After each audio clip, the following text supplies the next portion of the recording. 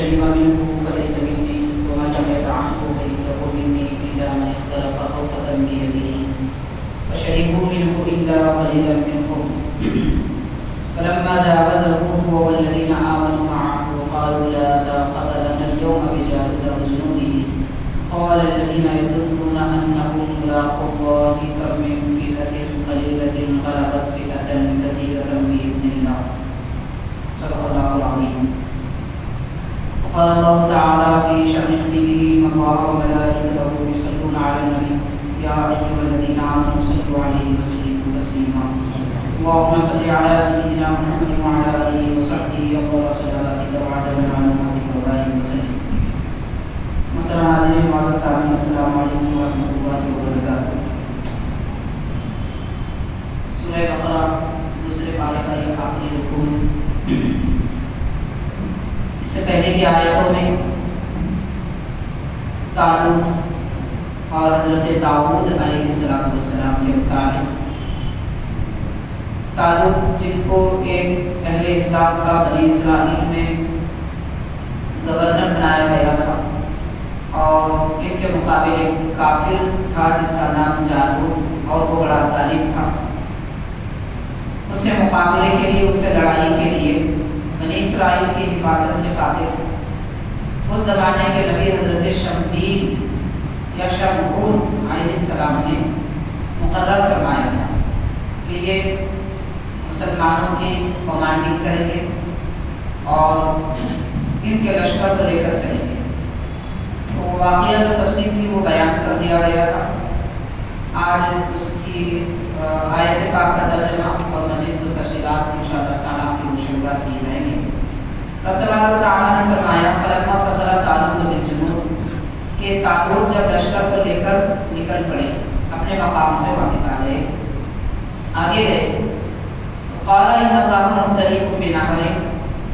اپنے قوم سے یہ فرمایا کہ لوگوں اللہ تعالیٰ تمہیں ایک نہر کے بارے میں آزمانے والا ہے. ایک نہر کے بارے میں آزمانے والا ہے یعنی اس قوم کو پہلے بتا دیا گیا تھا کہ راہ خداوندی میں لڑنے کے لیے تیار ہونا ہے اور وہاں پر کچھ کھائے پیے بغیر جانا ہے. راستے میں جب ان کو شدت کی پیاس لگی تو پینے کی اجازت دی گئی مگر صرف اتنا پی سکتے ہیں کہ ایک چلو ہاتھ میں آئے. اس سے بڑھ کر یا پیٹ بھر کر پینے کی گنجائش نہیں رکھی گئی تھی. اس لیے کہ انسان کی فطرت ہے جب زیادہ کھاتا اور پیتا ہے تو وہ سست ہو جاتا ہے اور کام نہیں کر سکتا. تو ظاہر ہے کہ پانی پیٹ بھر کر پی لیں گے تو میدان میں اور لشکر میں جا کر وہ کامیابی نہیں حاصل کر سکیں گے. اور ان کے لیے اس کے علاوہ آزمائش بھی تھی کہ وہ اللہ تعالیٰ کا حکم مانتے ہیں یا نہیں مانتے یا اپنی خواہش اور اپنے ارادے پر چلتے ہیں. چنانچہ اللہ تعالیٰ نے فرمایا فشرب منہ اس میں سے ایسے لوگ پی لیں گے فلیس منی جو پی لے اس لشکر نہر سے یعنی پیٹ بھر کر پی لے تو وہ طالوت یہ کہتے ہیں کہ وہ مجھ میں سے نہیں ہے یعنی وہ میرے قوم میں سے نہیں ہے میرے ساتھ نہیں چلے گا اور اسے لڑائی کے لیے نہیں لے جایا جائے گا. وہ مطلب یہ طعام فإنه منی اور جو پانی نہ پیے وہ مجھ میں سے ہے. الا من اختلف خلطة بيده مگر یہ کہ مختصر سا ایک چلو اگر کوئی پی لے جو ہاتھ میں آتا ہے تو اس کو اجازت ہے وہ پی سکتا ہے. قرآن مجید فرماتا ہے فشربوا منه إلا قليلا منهم لشکر میں کتنے لوگ تھے تقریباً 80,000 سے بڑھ کر. اس میں سے صرف 313 ایسے لوگ نکلے جو اس پانی نہر سے پانی نہیں پی. تو طالوت نے اپنے لشکر میں سے صرف چند لوگوں کو 313 یا 14 لوگوں کو لے کر جالوت کے مقابلے کے لیے نکلے. الا قليلا منهم فلما جاوزه هو والذين آمنوا معه یعنی طالوت اور ان کے ساتھ والے جب لشکر کو لے کر نکلے تو لوگوں نے کہا جو پیٹ بھر کر پانی پی لیے تھے انہوں نے کہا لا طاقة لنا اليوم بجالوت وجنوده کہ جالوت اور اس کے لشکر سے لڑنے کی آج ہمارے پاس کوئی طاقت نہیں ہے. تو حاضرین یہ آزمائش تھی ان لوگوں کے لیے. یہاں سے اس بات کا ہمیں سبق ملتا ہے کہ اللہ تبارک و تعالیٰ کی راہ میں خواہ وہ نفس کی لڑائی ہو شیطان کی لڑائی ہو دین کے دشمن کے ساتھ لڑائی ہو کسی بھی قسم کی لڑائی ہو اس میں کامیاب وہی ہو سکتے ہیں جو زیادہ کھاتے پیتے نہ ہوں جو اپنی خواہش کے پیچھے نہ پڑتے ہوں، اس لیے کہ انسان اپنی طاقت سے بڑھ کر جب کھاتا ہے، اسلام کھانے پینے سے منع نہیں کرتا مگر اس کی ایک حد مقرر کی گئی،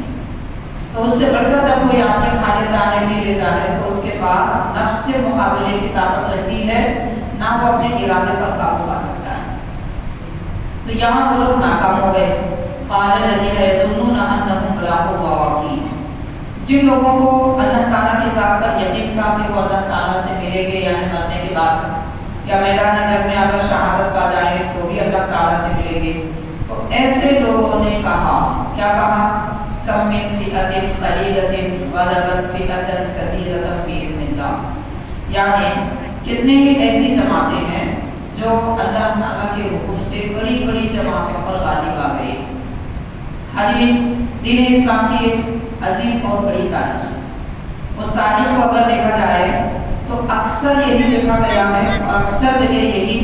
کامیابی کا راز رہا ہے کہ مسلمان دشمنان دین کے مقابل بے حد کم تھے مگر ان کو کامیابی ملی۔ مثال کے طور پر اسلام کی پہلی جنگ، اسلام کی پہلی لڑائی غزوہ بدر،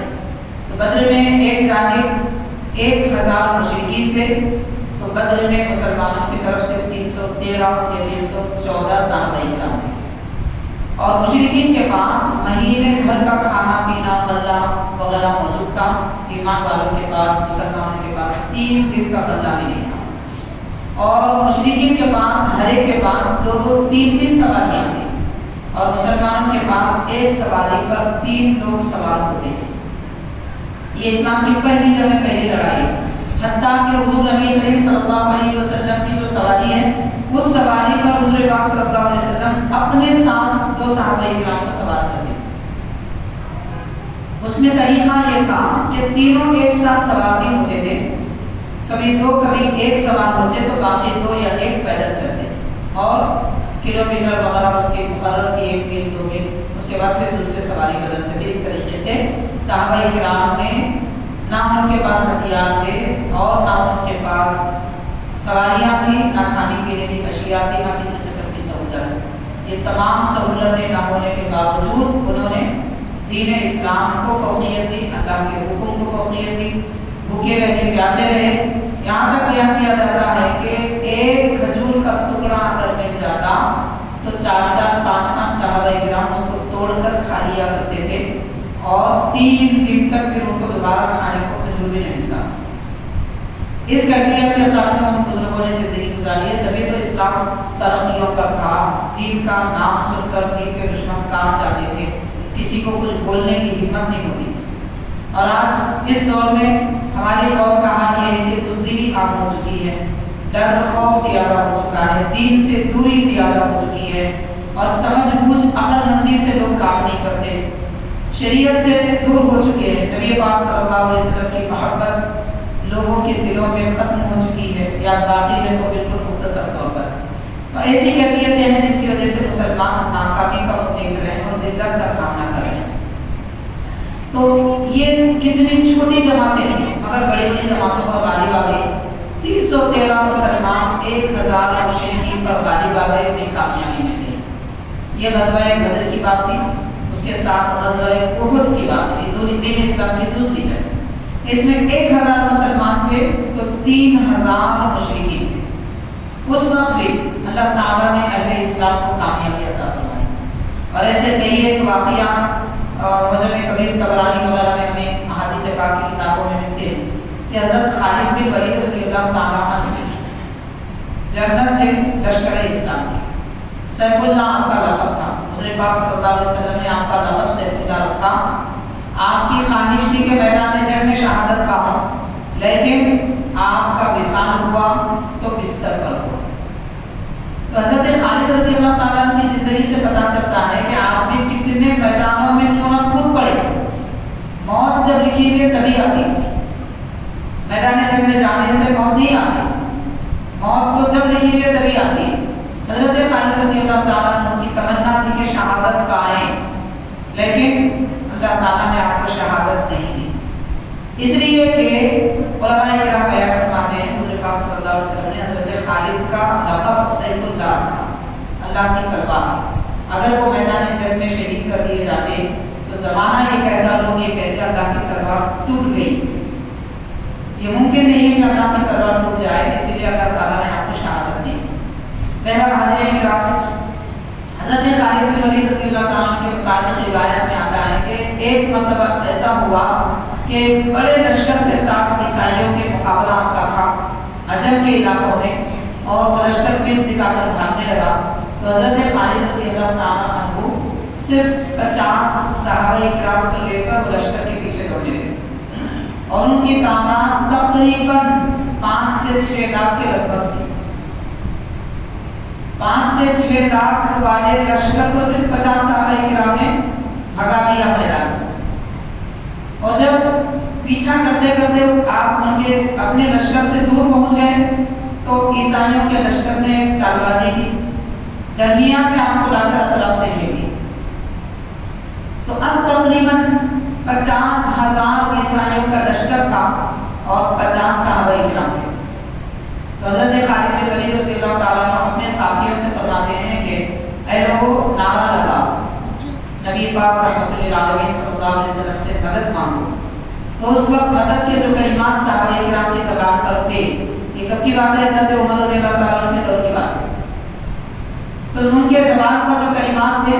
وا محمد وا منصورا امتک امتک، جس کا معنی ہے کہ اے حبیب رحمۃ اللہ علیہ صلی اللہ علیہ وسلم، آپ وہ ذات پاک ہیں کہ اللہ نے آپ کی مدد کی ہے، آپ اپنی امت کی مدد کیجیے۔ تو 50 صحابہ کرام نے 50,000 کو شکست دے دی، کامیابی ملی، اور مال غنیمت لے کر اپنے لشکر میں واپس آئے۔ کتنی چھوٹی جماعتیں ہیں مگر بڑی بڑی جماعتوں پر غالب آ جاتے ہیں۔ تو حاضرین کرام، اس کی وجہ کیا تھی؟ بنیادی وجہ یہ تھی کہ ان بزرگوں کے دل میں سب سے پہلے اللہ تعالیٰ سے، اللہ کے نبی سے محبت تھی، اور وہ محبت آج ہمارے دلوں میں نہیں پائی جاتی۔ نبی پاک صلی اللہ علیہ وسلم سے ان کی محبت ایسی تھی کہ اتنی محبت تو ہم اپنی نیند سے بھی نہیں کرتے، اتنی محبت تو ہم پانی سے بھی نہیں کرتے، اتنی محبت تو ہم کھانے سے بھی نہیں کرتے۔ آپ غور کیجئے کہ اگر کسی کے کھانے کے وقت میں اگر اسے ڈسٹرب کیا جائے یا کھانے کا برتن اس کے پاس سے چھین لیا جائے تو بے چینی کی کیفیت کیسی ہوتی ہے؟ آدمی رو لیتا ہے، پریشان ہو جاتا ہے۔ یہ کھانے سے محبت کی بات ہے۔ ایسی پریشانی اور ایسا درد، غم نبی پاک صلی اللہ علیہ وسلم سے جدائی کا ہونا چاہیے۔ یہ کیفیت اگر دل میں ہے، واقعیتاً ہمارے دل میں محبت ہے اللہ کے نبی۔ جیسی محبت ہمیں دنیا کی لذتوں سے ہے، ویسی محبت کم از کم حبیب پاک صلی اللہ علیہ وسلم سے ہونی چاہیے، لیکن اس کا کوئی حصہ ہمارے دل میں نہیں پایا جاتا۔ تو ان بزرگوں کی کامیابی کی وجہ یہی تھی کہ وہ پیارے نبی صلی اللہ علیہ وسلم سے ٹوٹ کر محبت کرتے۔ کم من فئۃ قلیلۃ غلبت فئۃ کثیرۃ باذن اللہ، کتنی ایسی جماعتیں ہیں جو چھوٹی جماعتیں تھیں مگر بڑی بڑی جماعتوں پر غالب آ گئی۔ اس کے بعد اللہ تعالیٰ نے فرمایا واللہ مع الصابرین۔ لیکن یہ کیفیت کب ہو سکتی ہے؟ چھوٹی جماعت کے ایسے ہی غالب آ جائے گی، کم تعداد میں مسلمان ہیں اور کسی پر غالب ایسے آسان سے آ جائیں گے کہ وہ آرام کا بستر پر سوتے رہے، کھاتے پیتے رہے، پیٹ بھرتے رہے اور اپنا گھر نہ چھوڑے، تو انہیں کامیابی کیسے مل سکتی ہے؟ کامیابی ملنے کے لیے سب سے پہلے صبر چاہیے، تو اللہ تعالیٰ صبر کرنے والوں کے ساتھ۔ حاضرین، اس آیت پاک اور اس کے متعلق کہ دنیا کی محبت لوگوں کے دلوں میں پائی جاتی ہے، اسی وجہ سے وہ دین سے دور ہو چکے ہیں، اس کے متعلق علامہ اسماعیل حبی رحمۃ اللہ علیہ اس آیت پاک کی تفسیر میں لکھتے ہیں، ارشاد فرماتے ہیں الدنیا کالمرح من ازداد منها عطشا، دنیا یہ نمک کی طرح ہے، اگر کوئی زیادہ نمک کھا لے تو پیاس زیادہ لگے، کھانے میں، سالن میں اگر نمک زیادہ ہو تو پیاس زیادہ لگتی ہے، آدمی پیاسا ہو جاتا ہے۔ تو یہاں کیا بتانا چاہتے ہیں آپ؟ وہ آیت پاک کی تفسیر ہے جس میں بنی اسرائیل قوم جالوت کے ساتھ نکلے تھے مگر راستے میں پانی پیٹ بھر کر پینے کی وجہ سے پیچھے رہتے۔ تو ایسے ہی دنیا کی محبت، دنیا کی طلب اگر لوگوں کے دل میں زیادہ آئے گی تو وہ پیاس اور بڑھتی جائے گی، کم نہیں۔ اور کیا جائے کہ ساری دنیا میں کمائی کر لینے کے بعد آرام سے بیٹھے ہوئے لوگوں سے بھی پوچھا جائے اور کچھ چاہیں گے تو بولیں گے ہاں اور چاہیے، 3 گھر تو ہیں اور ایک چاہیے، 2 گاڑیاں تو ہیں اور چاہیے، فلاں تو ہے اور چاہیے۔ یہ اور چاہیے کی طلب کبھی ختم نہیں ہوتی،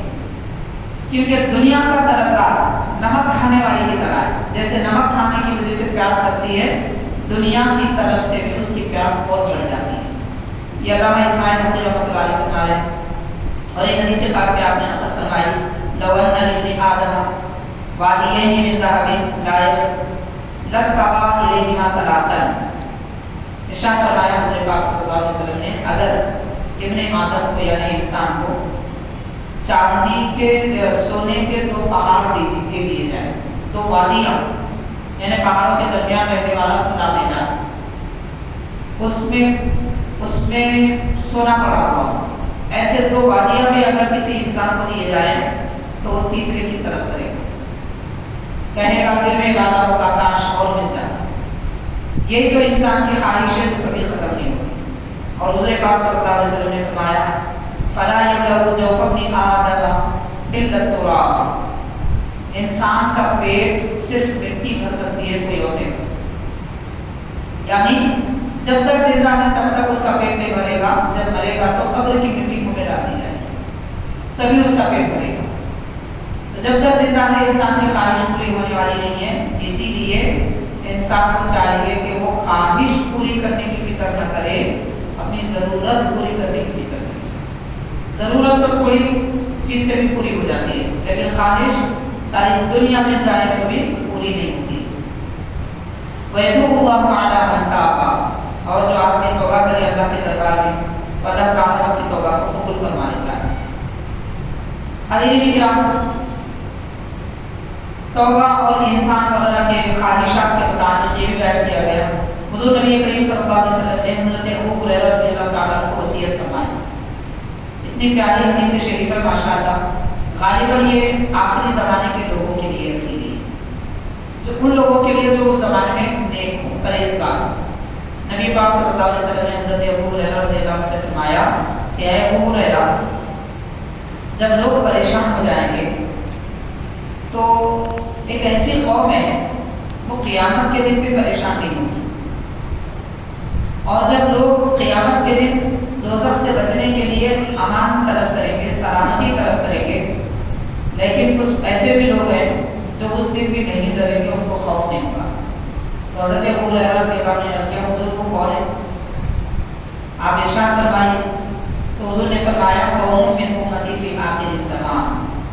میری امت کے آخری زمانے کے کچھ لوگ ہیں۔ پہلے زمانے کے لوگوں کے بارے میں حضور نے فرمایا آخری زمانے کے لوگوں کے کچھ لوگ ہیں، کیسے ہوں گے وہ؟ یحشرون یوم القیامۃ محشر الانبیاء، یعنی قیامت کے دن ان کا حشر ایسے کیا جائے گا جیسا کہ انبیاء کرام کی شان تعظیم وغیرہ کی جاتی ہے، ان کا بھی میدان محشر میں ایسا استقبال کیا جائے گا، لیکن وہ نبی نہیں ہوں گے۔ اذا نظر الیہم الناس ظنوهم انبیاء، جب لوگ دیکھیں گے ان لوگوں کو کہ بڑا استقبال ان کا ہو رہا ہے میدان محشر میں، تو سمجھیں گے شاید یہ انبیاء کرام ہیں، لیکن جبکہ وہ نبی نہیں ہوں گے۔ حضور پاک صلی اللہ علیہ وسلم نے فرماتے ہیں کہ سنو اے ابو ہریرہ، میں کہتا ہوں وہ میری امت ہے، میری امت ہے۔ حضرین، نبی پاک صلی اللہ علیہ وسلم اپنی امت کی اس قوم کی تعریف فرما رہے ہیں، آخر کس وجہ سے؟ مجھے آگے بتائی جا رہی ہے، جب سرکار میدان محشر میں فرمائیں گے یہ میری امت ہے، یہ میری امت ہے، تو جن کو خدشہ تھا، کسی قسم کا گمان تھا کہ کون سی قوم ہے جن کا ایسا استقبال کیا جا رہا ہے، یہ نعمتوں میں رکھا گیا میدان محشر میں، تو وہ ان کا خیال چلا جائے گا اور وہ پہچان لیں گے کہ یہ نبی نہیں ہے، اور وہ جب میدان محشر سے گزریں گے تو ایسے گزریں گے جیسے کہ بجلی چمک کر گزر جاتی ہے اور تیز ہوا گزر جاتی ہے، اور جب وہ میدان محشر میں آئیں گے تو سارے لوگوں کی آنکھوں پر ان کا نور چھا جائے گا، یعنی نور ہی نور نظر آئے گا، بس کچھ اور نظر نہیں آئے گا، یہ کیفیت ان کی ہوگی۔ حضرت ابو ہریرہ رضی اللہ عنہ عرض کرتے ہیں میں نے عرض کیا یا رسول اللہ کہ مجھے آپ فرمائیے کہ وہ کون لوگ ہیں تاکہ میں بھی ان کے جیسا عمل کروں۔ آپ اور کیجیے، صحابی رسول ہیں، ان کے احسانات ہیں مسلمانوں پر۔ حضرت ابو ہریرہ رضی اللہ تعالیٰ سب سے زیادہ احادیث شریفہ جن کی روایت میں آئی ہے، جنہوں نے مجھے پاک صلی اللہ علیہ وسلم سے احادیث سن کر امت تک پہنچایا، وہ صحابی فرمانے حضور مجھے بھی بتا دیجیے تاکہ میں ان کے جیسا عمل کر کے ان سے مل جاؤں۔ تو یہاں سے ایک سبق یہ ملتا ہے آدمی کتنا بڑا کیوں نہ ہو جائے اور کتنا نیک کیوں نہ ہو جائے، کبھی اپنے آپ کو نیک نہیں سمجھنا چاہیے اور دوسرے کو بدکار گناہگار کمتر نہیں سمجھنا چاہیے۔ نہیں معلوم کس کے دل میں کیا ایسی کیفیت ہے کہ وہ اللہ تعالیٰ کو پسند آ جائے۔ کسی کی صورت، کسی کی شکل، کسی کا لباس، کسی کا مقام اور کسی کی غربت یا کسی کی امیری، یہ دیکھ کر یہ فیصلہ نہیں کیا جا سکتا کہ کون اللہ کے پاس محبوب ہے۔ بعض اوقات ایسا ہوتا ہے کہ لوگ کسی آدمی کو دیکھنا تک پسند نہیں کرتے،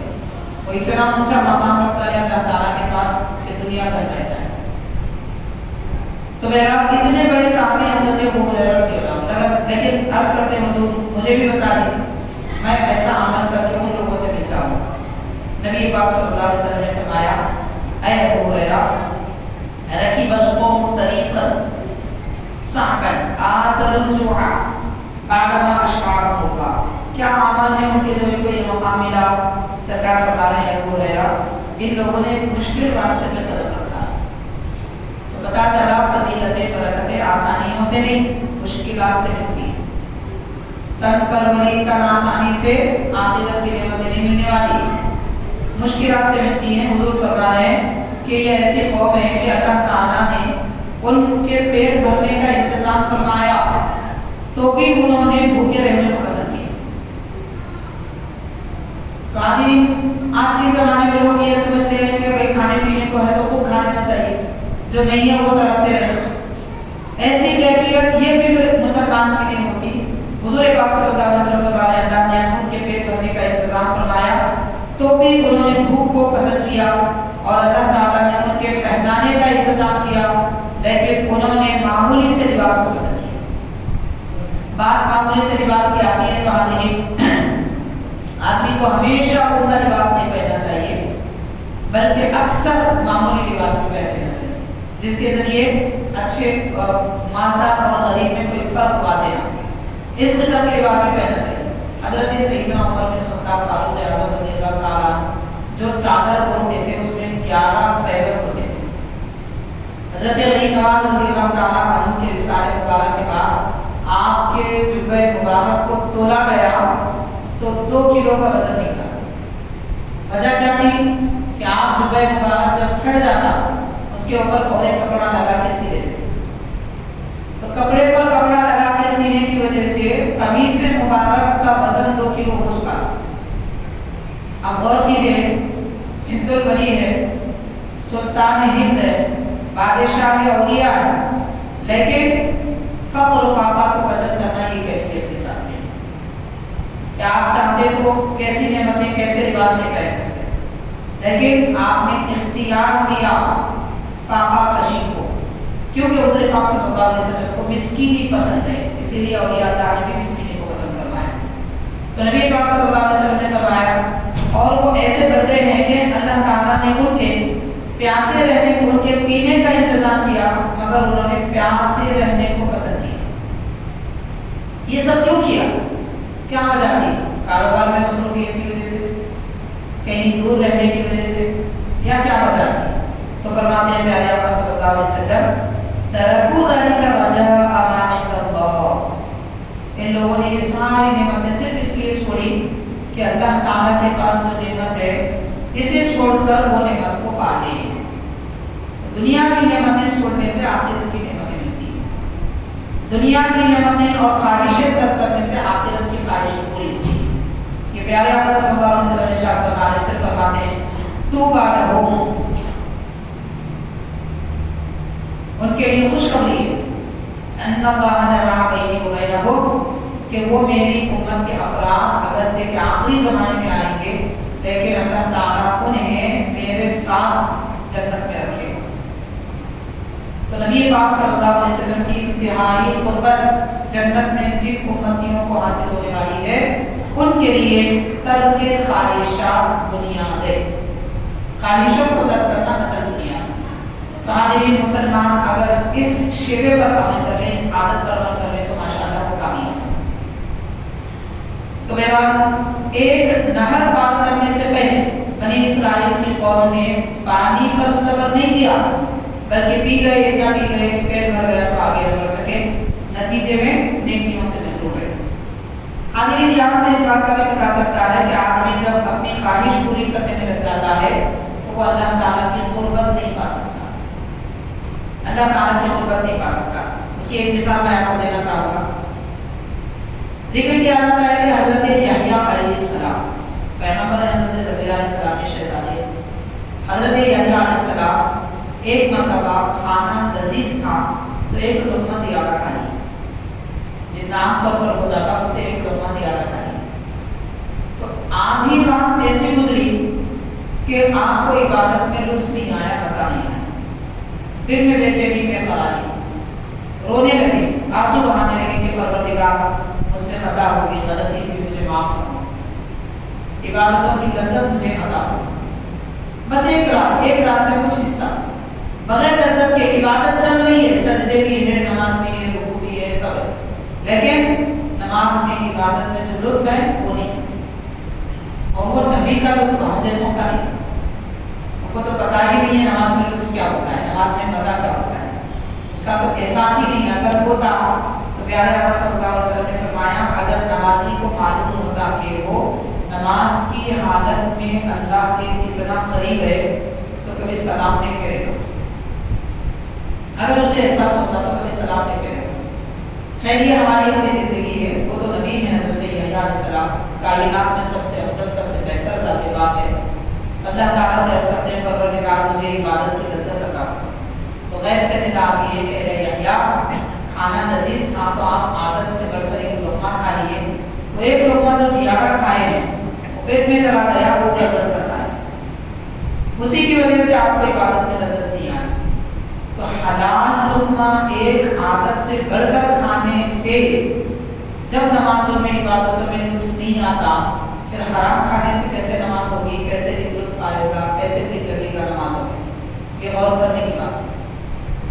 حاضرین کرام، نبی پاک صلی اللہ علیہ وسلم نے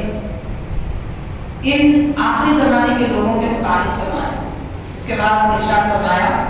اذا اراد اللہ بأہل الارض عذابا فنظر الیہم، اللہ تعالیٰ جب کسی قوم کو زمین پر عذاب دینا چاہتا ہے تو پہلے کن بندوں کو دیکھتا ہے، ان بندوں پر نظر رحمت فرماتا ہے جنہوں نے اپنی زندگی کی خواہشیں اللہ کی رضا کے لیے چھوڑ دی، انہیں دیکھ کر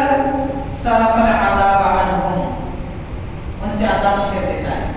یعنی اللہ کے نیک بندوں کی وجہ سے زمین والوں سے عذاب اٹھا لیا جاتا ہے۔ تو یہ نیکوں کی قدر و قیمت ہے، نیک لوگوں کی اہمیت ہے۔ اس کے بعد حضور نے فرمایا فعلیک یا ابا ہریرہ بطریقہم، اے ابو ہریرہ ان کے طریقے کو لازم کر لو، انہوں نے جو طریقہ اختیار کیا وہ اللہ کے قربت میں لے جاتا ہے۔ آگے ارشاد فرمایا فلما برزوا لجالوت وجنودہ، اور جب یہ لوگ بنی اسرائیل قوم، جالوت کی قوم اور ان کا لشکر کے لیے ظاہر ہو گئے، بنی اسرائیل حضرت داؤد علیہ السلام جس میں تھے اور طالوت بھی اس میں گورنر تھے، یہ جب سامنے آ گئے جالوت کے اور اس کے لشکر کے تو کہا ربنا افرغ علینا صبرا، اے پروردگار ہم پر صبر کو ڈیر دے، ہمیں صبر دے نہیں کہہ رہے ہیں، صبر کو ڈیر دے، یعنی جیسے کوئی آدمی اپنے جسم پر پانی بہا دیتا ہے کہ اللہ ہم پر صبر کو بہا دے، یعنی ہم صبر اتنا پی لیں کہ کوئی مشکل ہمیں مشکل نظر نہ آئے، یہ دعا کرتے ہیں۔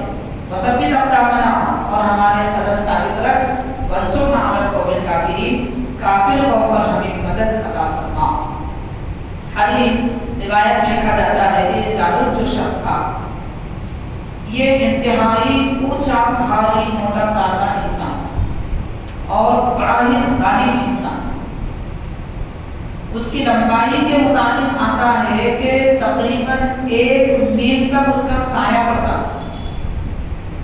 اتنا لمبا اونچا موٹا آدمی، ایسا ظالم۔ اب سایہ اس کا 1 میل تک ہوگا تو وہ کتنا لمبا ہوگا، اور پھر اس کی طاقت کتنی ہوگی،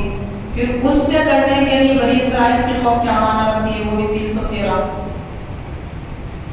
تو حاضرین حضرت داؤد علیہ السلام کے والد محترم بھی وہاں پر موجود تھے اس لشکر میں، اور ان کے 3 شہزادے حضرت داؤد علیہ السلام کے ساتھ 3 شہزادے وہاں موجود تھے۔ تو حضرت شموی جو اس زمانے کے نبی تھے، انہوں نے حضرت داؤد علیہ السلام جو کم عمر لڑکے ان سے فرمایا کہ جالوت کی موت اگر ہوگی تو آپ کے ہاتھ سے۔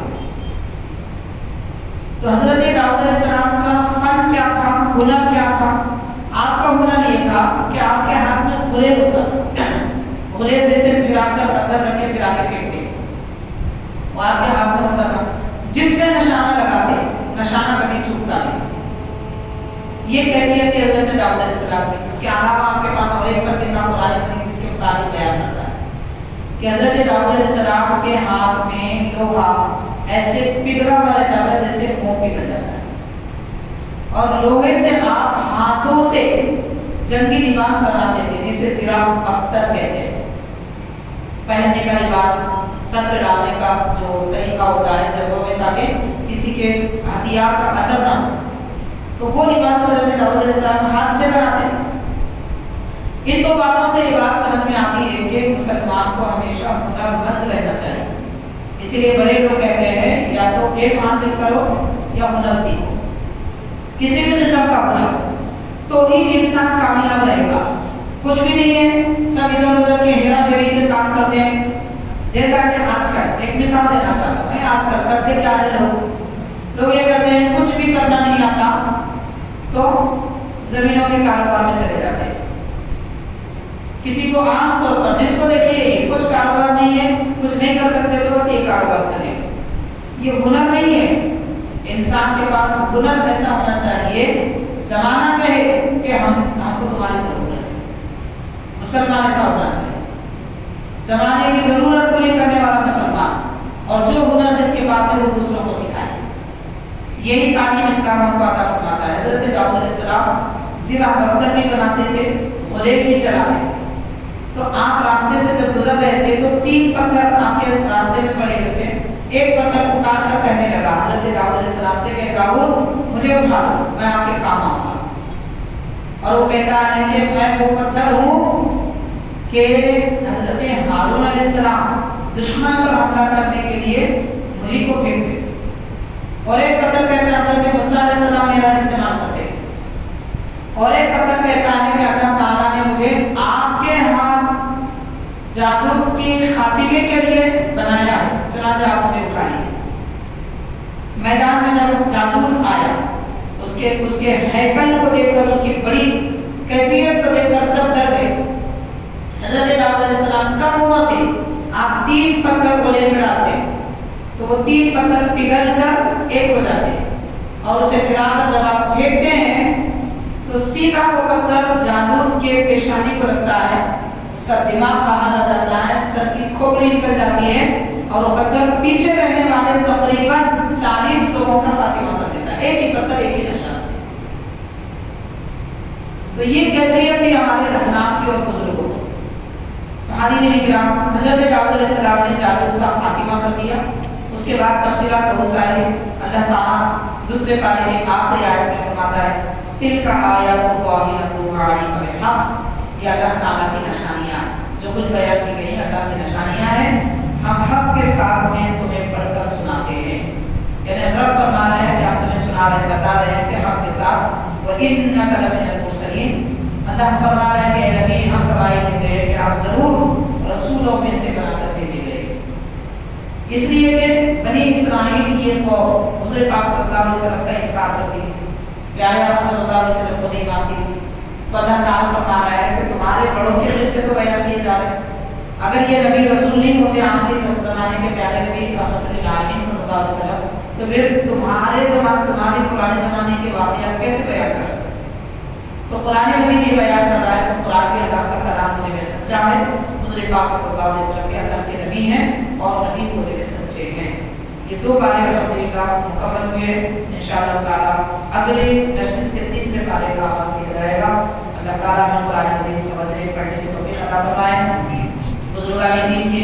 ایمانی کیفیتیں ہمارے دلوں میں منتقل فرمائے، ان سے محبت ہمیں عطا فرمائے۔ صلی اللہ تعالیٰ وسلم علی خلقہ سیدنا سيدنا محمد وعلى آله وصحبه أجمعين